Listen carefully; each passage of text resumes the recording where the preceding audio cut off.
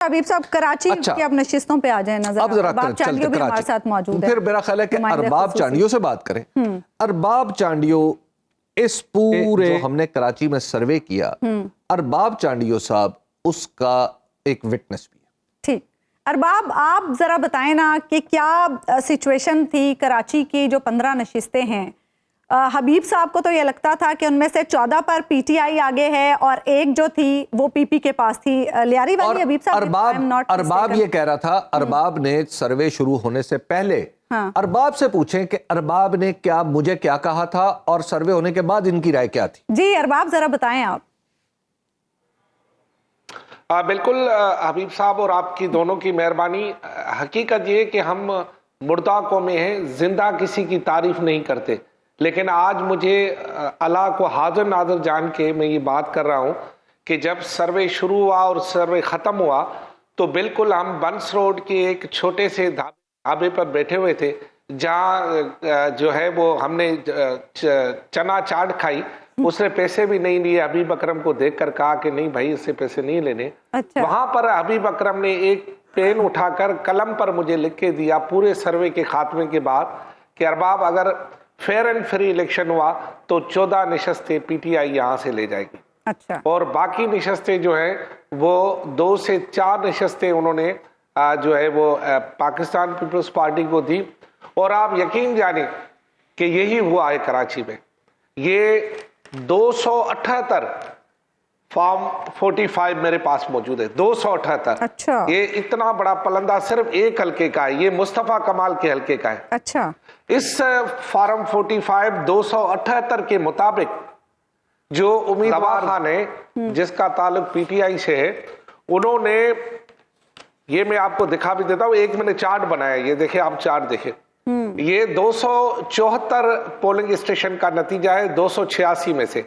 286 में यानी 23,308 वोट है मुस्तफा कमाल के और दवा खान के हैं 52,957 वोट है उसके।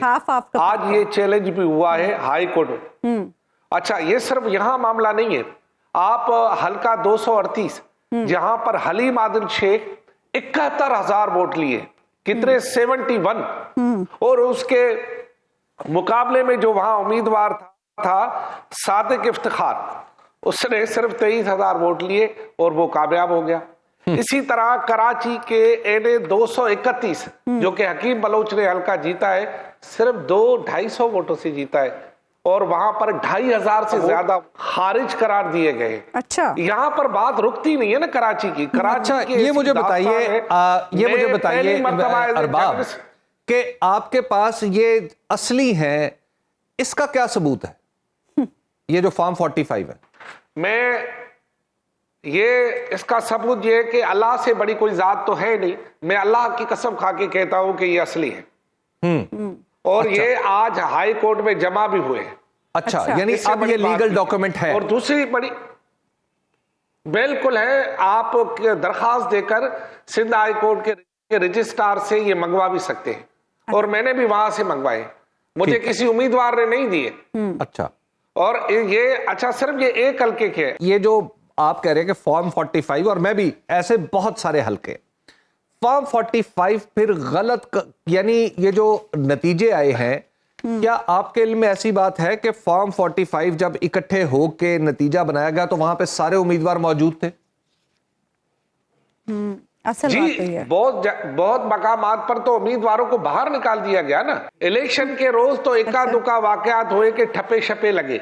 असल दादरी तो इलेक्शन के 5 बजे के बाद शुरू हुई है।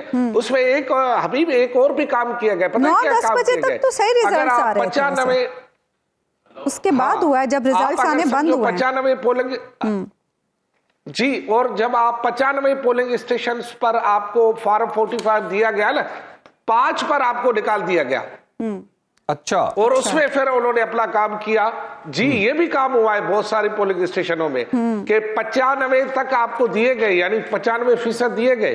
अब 5 जब फीसद रहते थे या 5 फार्म रहते थे, उसमें आपको कहा गया कि आपको बाहर बुलाया जा रहा है। बाहर गए, उसको ताला लगा दिया गया। उस वक्त फोन भी नहीं था ना। अच्छा। कौन करे?